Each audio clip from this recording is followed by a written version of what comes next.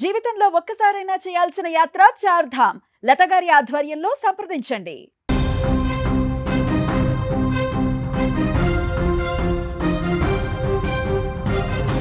కాలం ఎప్పుడు ఎవరిని ఎలా తీసుకెళ్తుందో ఎవరికీ తెలియదు.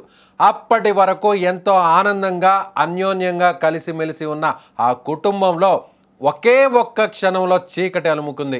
గమ్యాన్ని చేరుకోవాలని బయలుదేరిన వారికి మృత్యువు రహదారిలోనే ఎదురు వచ్చింది. కళ్ళ ముందే కన్నవారు ప్రాణాలు కోల్పోవడంతో ఆ చిన్నారి బాలుడు గుండె పగిలేలా చేస్తున్న రోదన చూస్తుంటే ప్రతి ఒక్కరి కళ్ళు చెమరుస్తున్నాయి. కన్నీటి పర్యంతం చేస్తున్న ఈ విషాద ఘటన వికారాబాద్ జిల్లాలో తీవ్ర కలకలం రేపింది. వికారాబాద్ జిల్లా పెద్దేముల్ మండలం రుక్మాపూర్ గ్రామానికి చెందిన కవిరాజ్ తన భార్య పావని, కూతురు కీర్తన, కుమారుడు కార్తీక్తో కలిసి జీవనం సాగిస్తున్నాడు. సోమవారం తెల్లవారుజామున ఒక చిన్న పని నిమిత్తం జహీరాబాద్ వెళ్లేందుకు వారు స్కూటీపై వెళ్తుండగా అదే సమయంలో అటుగా వేగంగా దూసుకువచ్చిన ఇసుక లారీ వీరు ప్రయాణిస్తున్న స్కూటీని బలంగా ఢీకొట్టింది. లారీ వేగానికి స్కూటీ నుజ్జునుజ్జవుగా దానిపై ఉన్న భార్యాభర్తలిద్దరూ, కూతురు కీర్తన అక్కడికక్కడే ప్రాణాలు కోల్పోయారు. ప్రమాద తీవ్రతకు వారు తీవ్రంగా గాయపడి స్పాట్లోనే మృతి చెందారు. అయితే అదే సమయంలో అక్కడ ఉన్న వారి కుమారుడు కార్తీక్ మాత్రం త్రుటిలో తప్పించుకున్నాడు. కానీ తన కళ్ళ ముందే తల్లిదండ్రులు, తోడబుట్టిన సోదరి రక్తపు మడుగులో ప్రాణాలు వదలడం ఆ పసివాడు తట్టుకోలేకపోయాడు. కొన్ని కారణాల వల్ల యాక్సిడెంట్ విజువల్స్ మీకు చూపించలేకపోతున్నాం. అయితే ఈ యాక్సిడెంట్ తరువాత తల్లి పావని మృతదేహం వద్ద కార్తీక్ కూర్చొని చేస్తున్న రోదన అక్కడి వారిని కన్నీరు మున్నీరు పెట్టించింది. అమ్మా లేచి తనను పిలవదా అన్నట్లుగా ఆ బాలుడు చేస్తున్న వేదన వర్ణనాతీతం. స్థానికుల ద్వారా సమాచారం అందుకున్న పెద్దేముల్ ఎస్ఐ ప్రశాంత్ వర్ధన్ వెంటనే ఘటనా స్థలానికి చేరుకున్నారు. బాలుడి పరిస్థితిని గమనించిన పోలీసులు వెంటనే అతన్ని చికిత్స కోసం తాండూరు జిల్లా హాస్పిటల్కు తరలించారు. అనంతరం మృతదేహాలను పోస్ట్ మార్టం నిమిత్తం పంపించారు.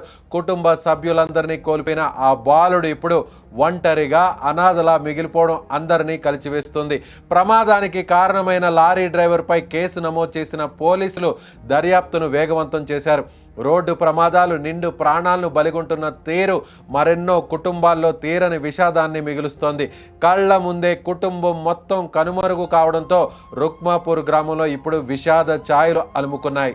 విరాజ్ వాళ్ళ అన్నని నేను వాడు ఇక్కడ వాళ్ళ బావమరిది పెళ్లి గురించి ఇక్కడ రుక్మాపూర్కి వచ్చిండే నిన్న. అనుకోకుండా ఈరోజు అదే రిటర్న్లో పిల్లలకు ఎగ్జాము మనకి మళ్ళీ ఫైనాన్స్లో పనిచేస్తాడు. ఫైనాన్స్ పోదాం అనుకున్నాడు. అందుకే పొద్దున్న తొందరగా బయలుదేరి ఇలా వస్తూ ఉంటే తాడేపల్లి దగ్గర ఒక లారీ యాక్సిడెంట్ చేసి వెళ్ళిపోయాడు. మేము చాలా బాధపడుతున్నాం. విరాజ్ వాళ్ళ అన్నని నేను వాడు ఇక్కడ వాళ్ళ బావమరిది పెళ్లి గురించి ఇక్కడ రుక్మాపూర్కి వచ్చిండే నిన్న. అనుకోకుండా ఈరోజు అదే రిటర్న్లో పిల్లలకు ఎగ్జాము మనకి మళ్ళీ ఫైనాన్స్లో పనిచేస్తాడు. ఎస్, స్క్రీన్ మీద ఆ కుటుంబం ఫోటో ఒకసారి చూడండి. అప్పటి వరకు ఈ నలుగురు ఎంతో సంతోషంగా ఉన్నారు. ఇద్దరు చిన్నపిల్లలు, ఒక అబ్బాయి ఒక అమ్మాయితో ఈ ఇద్దరు భార్యాభర్తలు అప్పటి వరకు సాఫీగా ఆనందంగా సాగిపోతున్నటువంటి ఈ కుటుంబంకి ఒక్కసారిగా మృత్యువు ఇసుక లారీ రూపంలో వచ్చింది. ఇసుక లారీ రూపంలో ఆ యమదూత వచ్చి ఈ ముగ్గురు ప్రాణాలను హరించి మరీ తీసుకువెళ్ళాడు. నిజంగా యమదూతగా ఆ లారీ డ్రైవర్ అనుకోవాలో లేదంటే ఆ లారీ అనుకోవాలో, కానీ నిజంగా ఈ కుటుంబం మీద పగపట్టిందా విధి అన్నట్టుగా ఈ ప్రమాదం జరిగింది. ఆ స్పాట్లో జరిగినటువంటి విజువల్స్ను, ప్రమాదం వీడియోస్ ఫుటేజ్ను మీకు చూపించలేకపోతున్నాం, కానీ అక్కడ జరిగినటువంటి ఘటనను చూస్తే ఎవరి గుండైనా సరే తరుక్కుపోవాల్సిందే. ఈ ఇద్దరు పిల్లలతో అప్పటి వరకు హాయిగా సంతోషంగా ఉన్న ఈ ఇద్దరు తల్లిదండ్రులు పని నిమిత్తం స్కూటీ మీద నలుగురు ప్రయాణిస్తుండగా ఒక్కసారిగా ఎదురుగా వస్తున్నటువంటి ఈ ఇసుక లారీ ఢీకొట్టడంతో అక్కడికక్కడే పడిపోయినటువంటి ఈ నలుగురు, అందులో ముగ్గురు కవిరాజ్, తల్లి పావని, అలాగే తన సోదరి కీర్తన, ఈ ముగ్గురు స్పాట్లోనే అక్కడే ప్రాణాలు వదిలారు. అయితే చిన్న పిల్లవాడు కార్తీక్ ఓవైపు అమ్మ పడుకో ఉంది, అమ్మ ఏదో చిన్న దెబ్బ తగిలింది, నాన్న అమ్మకు ఇద్దరికి చిన్న గాయాలయ్యాయి, ఏదో జరగరానటువంటి జరిగిన పరిస్థితులు కావు అని ఆ విషయం ఈ చిన్నారికి తెలియదు.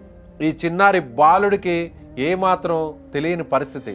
తన సోదరి కీర్తన్ని, అక్క లేయి, పైకి లేయి, అమ్మా నాన్న పడుకో ఉన్నారు, లేయి, ఒక్కసారి పైకి లేచి కళ్ళు తెరువు, అమ్మా నాన్న లేండి లేండి నాన్న అంటూ ఆ చిన్నారి అడుగుతున్నటువంటి విధానం చూసి అక్కడ స్పాట్లో ఉన్నటువంటి ప్రతి ఒక్కరూ కన్నీటి పర్యంతమయ్యారు. ఎంత కర్కోటకులైనా సరే, ఎంత గట్టివారైనా సరే, ఈ చిన్న పిల్లవాడు ఆ తల్లిదండ్రులను పిలుస్తున్నటువంటి మాటలు వింటే ఎడవాల్సిందే. ఎవరైనా సరే కన్నీరు పెట్టాల్సిందే. ఎందుకంటే చిన్న పని కోసం కుటుంబంతో ఎంతోమంది ఇలా కుటుంబం అంతా కలిసి ఇలా బైక్ మీద వెళ్తుంటారు, స్కూటర్ల మీద వెళ్తుంటారు. పక్కనే కదా నలుగురు వెళ్ళి ఆ కార్యక్రమానికో, శుభకార్యానికో, లేదంటే ఏదన్నా ఫంక్షన్కో, లేదంటే వేరే ముఖ్యమైనటువంటి పని కోసమో, లేదంటే స్కూళ్ళకో ఇలా రోజు ప్రతి ఒక్కరూ వెళ్తున్నటువంటి పరిస్థితులు మనం చూస్తుంటాం. కానీ ఈ కుటుంబం మీద విధి పగపట్టింది. ఈ కుటుంబం మీద అప్పటి వరకు ముక్కుపచ్చలారని ఈ చిన్నారుల మీద సంతోషంగా ఆడుకుంటున్నటువంటి ఈ చిన్నారుల మీద మృత్యువు ఒక్కసారిగా కక్షగట్టి ఇసుక లారీ రూపంలో వచ్చి ఢీకొట్టింది. ఏం జరిగిందో తెలిసే లోపే ముగ్గురు కన్నుమూశారు. స్పాట్లోనే తీవ్రంగా రక్త గాయాలైనటువంటి ఈ ముగ్గురు అక్కడికక్కడే చనిపోయారు. అలా ఒకరిని చూసి ఒకరు ప్రాణాలు వదిలేటప్పుడు ఎంత వేదనకు గురై ఉంటారు. తల్లిదండ్రులు ఇద్దరూ కూడా తమ పిల్లలను కాపాడుకోవడం కోసం తమకు ఏం జరిగినా సరే పిల్లలు మాత్రం సంతోషంగా ఉండాలి, ఒక చిన్న దెబ్బ కూడా తగలకూడదని ప్రతి తల్లిదండ్రి ఆలోచిస్తారు. కానీ ఆ తల్లిదండ్రుల ఇద్దరు ముందే తమ పాప కీర్తన చనిపోవడం చూసినటువంటి ఆ తల్లిదండ్రులు ప్రాణాలు విడుస్తూ ఎంత క్షోభగా అనుభవించుంటారు, ఎంత మనోవేదన అనుభవించుంటారు. ఈ ముగ్గురు ఆ తర్వాత కూతురు చనిపోయింది, కొడుకు కాస్త దెబ్బలు తగిలి ప్రాణాలతో బయటపడ్డాడు అని సంతోషించే లోపలే అప్పటికే వారికి జరిగినటువంటి తీవ్ర గాయాలతో ఆ ఇద్దరు ఒకరి తర్వాత ఒకరు భార్యాభర్తలు ప్రాణాలు విడిచారు. ఇలాంటి ఘోరం, ఇలాంటి దారుణం, ఇలాంటి ప్రమాదాలు నిజంగా అప్పటి వరకు సాఫీగా సంతోషంగా ఆనందంగా గడిచిపోతున్నటువంటి ఈ కుటుంబం మొత్తం ఇప్పుడు చిన్నాభిన్నమైంది. ఇప్పుడు నా అన్న వాళ్ళు లేక, తల్లి లేక, తండ్రి లేక, సోదరి లేక ఆ చిన్నారి ఏడుస్తున్నటువంటి ఏడుపును చూసి పోలీసులు సైతం నోట మాట బయటకు రానటువంటి పరిస్థితి. పోలీసులకు సైతం అక్కడున్నటువంటి గ్రామస్తులందరూ విలవిలలాడుతున్నారు. అమ్మెక్కడా, నాన్నెక్కడా, అమ్మను చూడాలి, నాన్నను చూడాలి, చెల్లిని చూడాలి అంటూ ఆ పిల్లవాడు ఏడుస్తుంటే ఆ పిల్లవాడికి సమాధానం చెప్పలేక, ట్రీట్మెంట్ అందించలేక హాస్పిటల్లో ఉన్నటువంటి వైద్య సిబ్బంది సైతం ఏడుస్తున్నటువంటి పరిస్థితి. నిజంగా వికారాబాద్లో జరిగినటువంటి ఈ దారుణం యావత్ కుటుంబాలని, మొత్తం అక్కడున్నటువంటి కుటుంబాలందరినీ కూడా మనసును కదిలిపించింది, ఒక్కసారిగా చిదిమి వేసింది. విధి ఒక్కసారిగా ఇలా ప్రమాదం రూపంలో వచ్చి బలిగొంటే, ఆ ప్రాణాలు బలిగొంటే, ఇప్పుడు ఆ పసిబిడ్డ, ఆ చిన్నారి ఒక అనాథగా మారితే ఎలా ఉంటుందో ఒక్కసారి ఊహించుకుంటే మనకే ఇంత బాధ కలుగుతుంది కదా. ఆ స్పాట్లో ఉండి ఆ చిన్నారి ఏడుపును వింటుంటే, ఆ ముగ్గురు మృతదేహాలను చూస్తుంటే, రక్తపు మడుగులో పడి ఉన్నటువంటి ఆ ముగ్గురు జీవత్యవాల్లా పడిపోయినటువంటి దృశ్యాలను చూస్తుంటే అక్కడ ఉన్న వారందరినీ కూడా కన్నీటి పర్యంతం చేసినటువంటి పరిస్థితి. నిజంగా ఇలాంటి ప్రమాదాలు తప్పు ఎవరిదైనా ఆవేశంతో, అతివేగంతో, నిజంగా పోలీసులు ఎంత వారిస్తున్నారన్నా కూడా మనం ఒక్కొక్కసారి పోలీసులను కూడా తిట్టుకుంటుంటాం.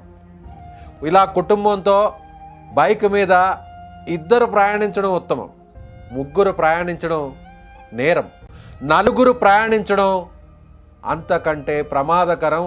ఇలా నలుగురు ఒకే కుటుంబం బైకులో ప్రయాణిస్తే విధి ఒక్కసారిగా తలకిందులు చేస్తే జీవితాలని ఏమవుతుందో ఈ కుటుంబం, కవిరాజ్ కుటుంబం ఒక ఉదాహరణగా చెప్పాలి. నిజంగా ఆ దేవుడు ఈ కుటుంబం మీద పగబట్టాడో, ఆ మృత్యువు ఈ కుటుంబాన్ని కబళించిందో, లేదా ఆ యముడు రూపంలో ఆ ఇసుక లారీ డ్రైవర్ మారాడో తెలియదు. కానీ మొత్తానికి ఈ కుటుంబం ఇప్పుడు బలైపోయింది.